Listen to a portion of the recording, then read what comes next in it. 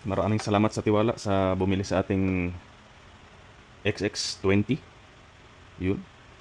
Electric blue with black lens. Ayan, isi-ship na natin guys. Complete to guys. May original box meant with enclosures. Rare item guys, collectible. Yun. Electric blue with black lens. Matching sa box. Maraming salamat pala sa bumili nito. Yun. I-ship na natin to bukas guys. Lagay natin sa secured box. Yun. Napakagandang collector's item guys oh. XX20.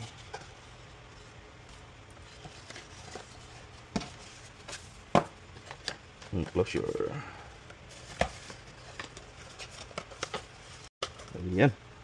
Meron tayong box na napaka secure dito guys. Lalagay natin. Going to US to guys. Lagyan lang natin ng cushion. Ayan.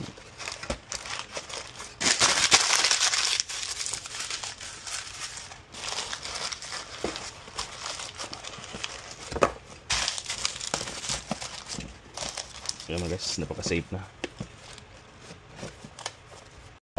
Balutin natin ng tape.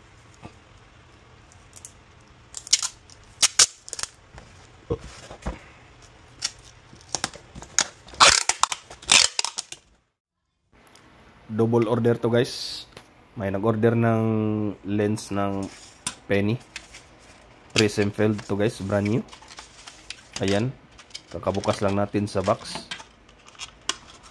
Kailangan pa natin to i-cut guys para mag-fit sa frame. Ito pala ang lens ng ibang donor na Oakley. Pareho lang sila ng base curve ng X-Metal. So ito ang gagamitin natin. Ayan, na-retain pa rin natin ang Prism Edge. Kasyang-kasya guys. Nasalpak na natin guys. Natapos na natin cut ang kabilang side. Ayun. Fit na fit. Prism filled for penny. Ayan guys, natapos na ang lens natin. Nililinisan na natin. Gamit natin ay ang lens cleaner ng Oakley. Ayan guys, malinis na siya. Ready for shipping na guys. Ayan, lagyan natin sa loob ng kanyang box. Hatid natin sa Canada Post. Nandito na tayo sa Canada Post guys. Ayun.